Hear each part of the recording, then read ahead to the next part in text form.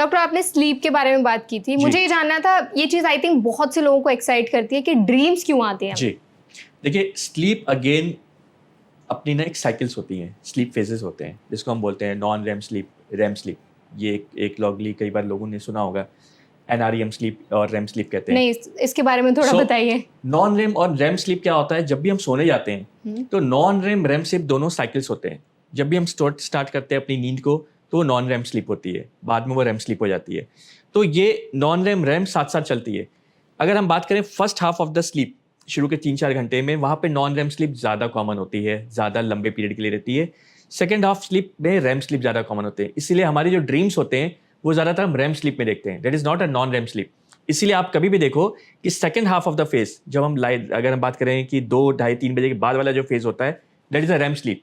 वो हमारी सबसे ज़्यादा कहें तो ज़्यादा ज़्यादा गहरी नींद होती है, एंड वही नींद है जिसके सपने भी हमें याद रहते हैं, because that is a REM sleep. जो थोड़ा जो उसका ड्यूरेशन है वो लंबा हो जाता है, जो हमारे सपने भी वो हमें जब याद रहते हैं सुबह, बिकॉज ऑफ रेम स्लीप।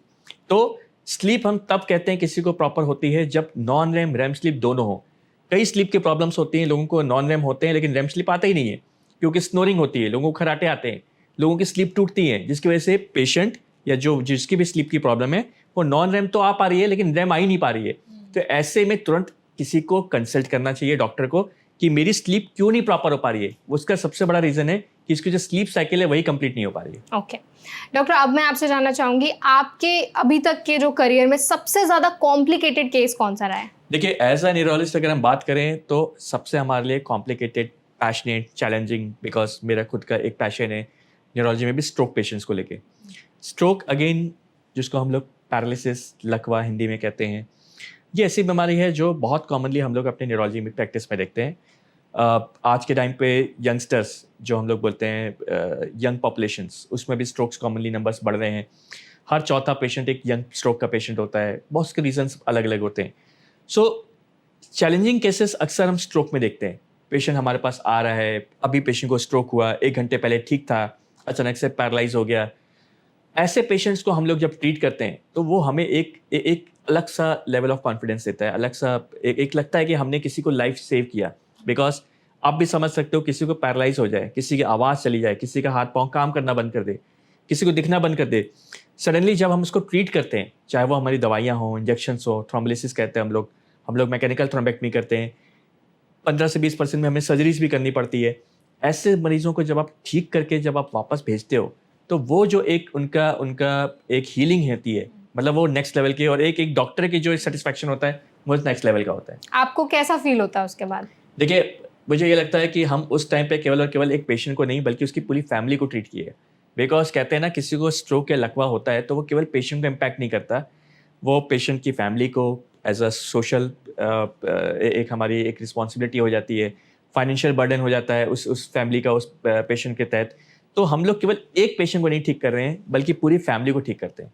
इसीलिए जब भी एक पेशेंट ठीक होकर जाता है तो वो केवल एक दुआ नहीं देता है एक पेशेंट डॉक्टर को, बल्कि उसकी पूरी फैमिली दुआ देती है। पूरी फैमिली देती है, बिल्कुल बहुत सही बात कही आपने, क्योंकि फैमिली का ज्यादा रोल होता है। मुझसे पेशेंट तो उस प्रॉब्लम से गुजर ही रहा है, लेकिन फैमिली वालों पर जो बीतती है ना, वो एक अलग ही प्रोसेस रहता है उनका भी।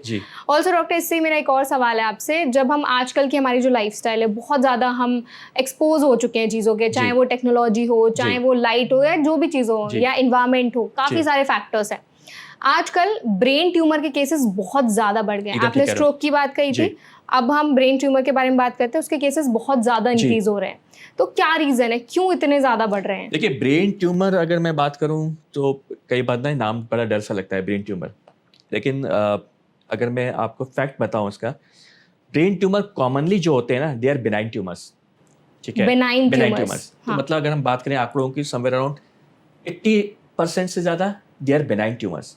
बिनाइन ट्यूमर्स क्या होते हैं? बिनाइन ट्यूमर्स मतलब ये ऐसे ट्यूमर्स होते हैं जिनका ट्रीटमेंट बहुत अच्छा है, बहुत अच्छा ट्रीटमेंट है। बिनाइन ट्यूमर्स होते हैं जिनको आप डॉक्टर के पास जाओ, वो आपको कुछ टेस्ट करेंगे, पता चल जाएगा कि हाँ ये बिनाइन ट्यूमर है, उसको आसानी से ट्रीट करते हैं।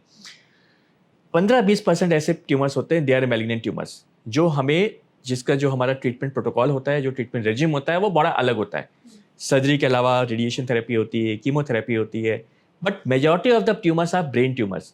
तो लेकिन जब आदमी गूगल करे, जब आदमी किसी से बात करे, तो क्या होता है, बड़ा डर जाता है, अरे इसको ब्रेन ट्यूमर हो गया।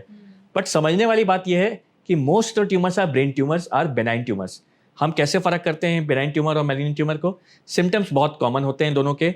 लोगों को अगर बहुत लंबे टाइम से हेडेक्स शुरू हो गए, थोड़ा हेडेक का पैटर्न चेंज हो रहा है, सुबह उठने के बाद ज़्यादा हेडेक्स होते हैं, मान लो किसी को वॉमिटिंग होती है सुबह उठने के बाद, दिखने में दिक्कत हो रही है, धुंधलापन आ रहा है, अचानक से दौरा पड़ना शुरू हो गया किसी को, मिडिल एज या एल्डरलीज को, ऐसे में ब्रेन ट्यूमर होने की संभावना ज़्यादा होती है। हम जब ऐसे मरीजों को टेस्ट करते हैं, स्कैन्स करते हैं, आज की डेट में MRI अवेलेबल हैं, तो हम जब CT स्कैन्स तो है ही, तो हम जब टेस्ट करते हैं तो हमें पता चल जाता है कि देखिए कि हाँ ये ट्यूमर है, और ये बेनाइन भी हो सकता है, मैलिग्नेंट भी हो सकता है। कुछ और जैसे परफ्यूजन स्कैन्स हो गए, पेट स्कैन हो गए, ये ऐसे स्कैन्स आज के डेट में बड़े कॉमनली हम लोग अब करते हैं। फंक्शनल स्कैन्स होते हैं, फंक्शनल MRI होते हैं, जिससे हम बता पाते हैं कि बेनाइन है कि मैलिग्नेंट है। कभी कभी जब हम आगे बढ़ते हैं ट्रीटमेंट पे, तो जब हमें सर्जरी करनी पड़ती है, जब हम उसकी बायोप्सी करते हैं, हमें बहुत क्लियर पता चल जाता है कि बेनाइन है कि मैलिग्नेंट है।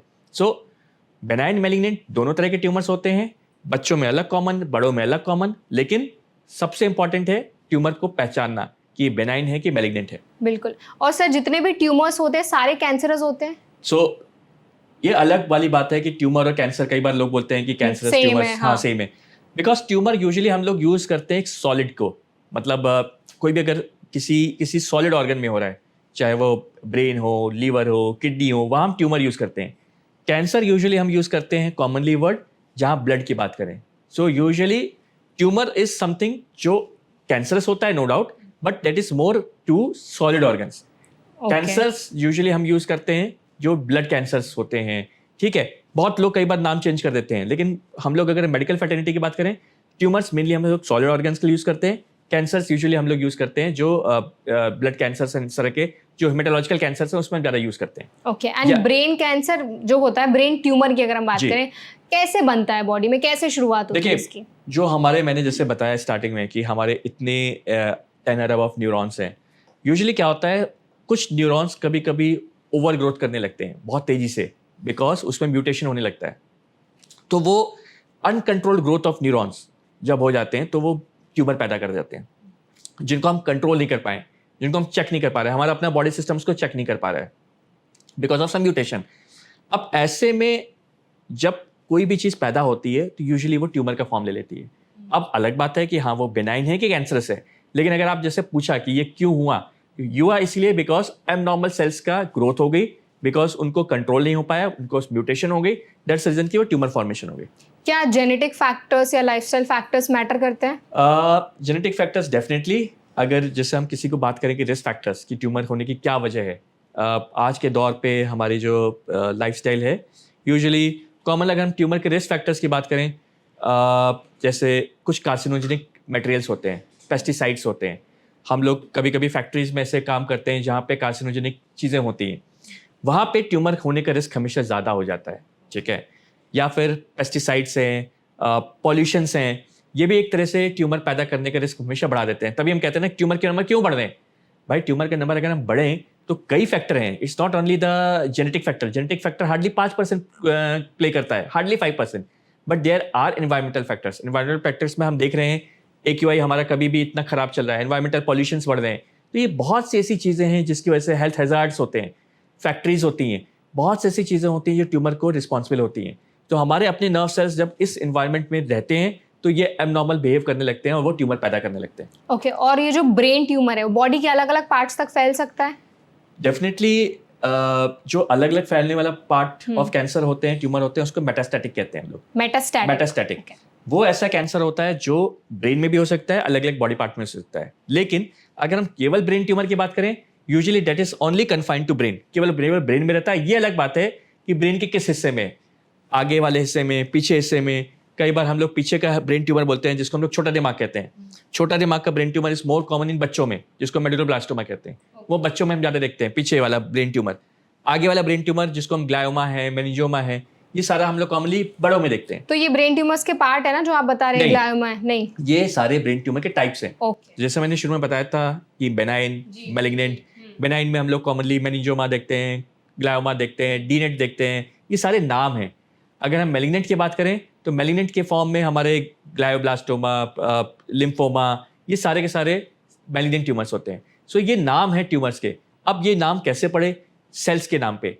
कुछ सेल्स जो है टिपिकल ग्लायल सेल्स, उसके नाम पे ग्लायोब्लास्टोमा पड़े, लिम्फोइड सेल्स, लिम्फोमा, ये अलग अलग तरह के सेल्स होते हैं ब्रेन के अंदर जिसके नाम पे ये ट्यूमर के नाम पड़े।